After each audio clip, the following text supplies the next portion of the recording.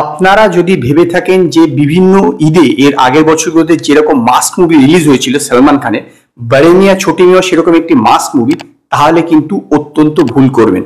আলী আব্বাস জাফর এটা একটা smart movie বানাতে চেয়েছেন যেরকম পাঠানের মতন, কিন্তু আলটিমেটলি সে কি স্মার্ট মুভি বানাতে পারলো, সেই বিষয়ে আমি আজকে আপনাদের এর সাথে এই ভিডিওতে কথা বলবো। নমস্কার বন্ধুরা, আমি অমর্ত্য, আপনাদের চ্যানেল ইন্ডিয়ান ফিল্ম নিউজ বাংলাতে আপনাদের স্বাগত। সত্যি কথা বলতে গেলে কি, আমার মনে হয় না এই সিনেমার মাধ্যমে অক্ষয় কুমারের যে ব্যাড ফেসটা চলছিল সেটার ফিরত আছে, মানে বলতে পারেন যে কামব্যাক হবে। এই সিনেমার মাধ্যমে কিন্তু হবে না। টাইগার শ্রফের তো 100% হবে না, অক্ষয় কুমারেরও কিন্তু কামব্যাক হবে না। কারণ হচ্ছে এই সিনেমার গল্পটা না কিচ্ছু নেই, মানে একদমই কিছু নেই। শুধুমাত্র অ্যাকশন দিয়ে একটা সিনেমাকে কোনোভাবেই কিন্তু উতরানো যায় না। তার মধ্যে কিছু গল্প লাগে, গল্প থাকলে তবেই না লোকে অ্যাকশনটা দেখবে। এখানে কিন্তু গল্পটা একদমই কিছু নেই। যদি ট্রেলারটা দেখে থাকেন তাহলে যে গল্পটা বোঝা যাচ্ছিল সেটাই এই সিনেমার গল্প। ইন্ডিয়ান আর্মি একটা যন্ত্র আবিষ্কার করেছে, সেই যন্ত্রটাকে একজন লোক কবজা করে নেয়। তারা যখন এই ইন্ডিয়ান আর্মি জগৎটাকে সিকিউর প্লেসে নিয়ে যাচ্ছিল সেই সময় সেটাকে কবজা করে নেয় এবং একটি জায়গায় লুকিয়ে রাখে।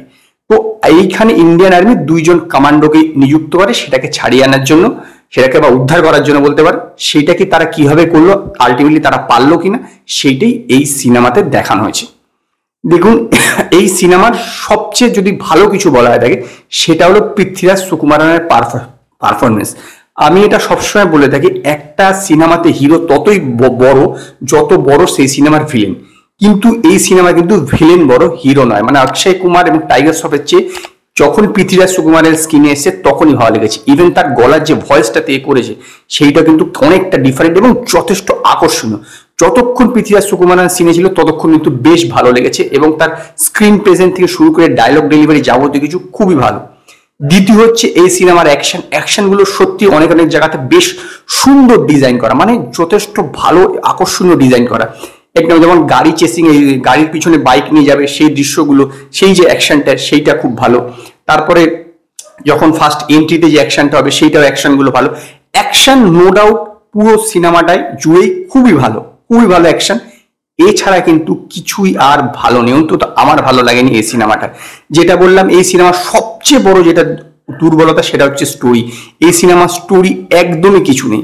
একটুখানি টুইস্ট আছে এই ইন্টারভেলের সময়, তারপরে একটা ব্যাক স্টোরি আছে। এই ব্যাক স্টোরিটা যে শেষ হলো পুরোপুরি সিনেমাটা একদম ডুবে গেল।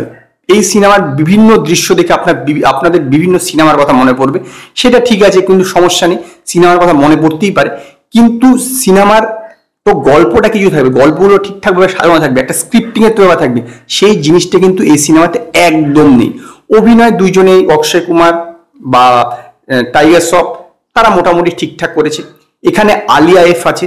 আলিয়া এফ এর আপনারা যদি ওই বিদ্যুৎ জামালের কামান্ডো সিনেমাটা দেখে থাকেন, এখানে দেখবেন যে কেরালা স্টোরি আদা শর্মা যে কেরালা স্টোরি করেছিল, আদা শর্মার সাথে একটা রোল প্লে করেছিল, যেরকম বক বক বক করছে মাঝখানে কমেডিগুলো, এখানেও কিন্তু আলিয়া এফকে সেরকম ভাবে ইউজ করা হয়েছে। মানে আলিয়া এফের ক্যারেক্টারটা অত্যন্ত বাজেভাবে লেখা, অত্যন্ত বাজেভাবে লেখা। তারপরে দেখুন কত জিনিস ভুল হয়। এই টাইগার শ্রফ একজন কমান্ডো, সে আর্মিতে রয়েছে, আর্মির রোল প্লে করছে, সে কিনা দায়ী ভর্তি। আর্মিতে কখনো কি এরকম খোঁজা খোঁজা দাঁড়িয়ে নিয়ে কোনো থাকে, কেউ পুরো ক্লিন শেপ থাকতে হয়। এরকম জিনিসগুলো মানে কিছুটা মানে যেটা একটা অলরেডি প্র্যাকটিক্যাল হলো তার চেয়েও অনেক বেশি দেখিয়েছে। এছাড়া স্ক্রিপ্টিংটা এতটাই খারাপ, মানে আপনি দেখছেন জাস্ট কোনো রকম ফিলিং আসবে না আপনার মধ্যে। মানে দেখছেন অ্যাকশন হচ্ছে, গান ফান হচ্ছে, আর গানগুলো খুব সেরকমভাবে ইনপুট করা হয়েছে, এরকম মানে চলছে এরকম। আবার কিছু কিছু জায়গাতে মনে হবে এ তো আর শেষই হবে না, এ তো আর শেষই হবে না, এরকম মানে চলছে অনেক বড় করা হয়েছে, শুধু টেনে টেনে। মানে আকর্ষণীয় বিষয়বস্তু সিনেমাটার মধ্যে এক কথায় নেই, এবং সেই কারণেই আমি সিনেমাটাকে 5-এর মধ্যে 2.5 স্টার দেবো। সেটা এই কারণেই অ্যাকশন এবং পৃথ্বীরাজ সুকুমারনের জন্য। এছাড়াও একটা জিনিস বলা ভালো, সেটা হচ্ছে কিছু কিছু দৃশ্যে কমেডি বেশ ভালো লেগেছে, বিশেষত অক্ষয় কুমারের যে পাঞ্চ লাইনগুলো আছে সেইগুলো কিন্তু যথেষ্ট হাসি দিয়েছে। এছাড়া টাইগার শ্রফ ট্রাই করেছে কিন্তু সেটা সেরকম জমেনি।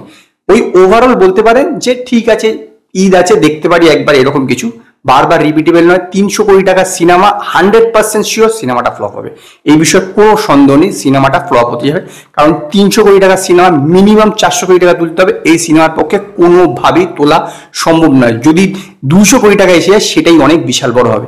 তো আলটিমেটলি এই ছিল হচ্ছে আমার রিভিউ। যদি আপনারা এই বড়ে মিয়া ছোটি মিয়া সিনেমাটা দেখে থাকেন তো আপনারা আমায় কমেন্টে জানান আপনাদের এই সিনেমার ব্যাপারে কি মতামত।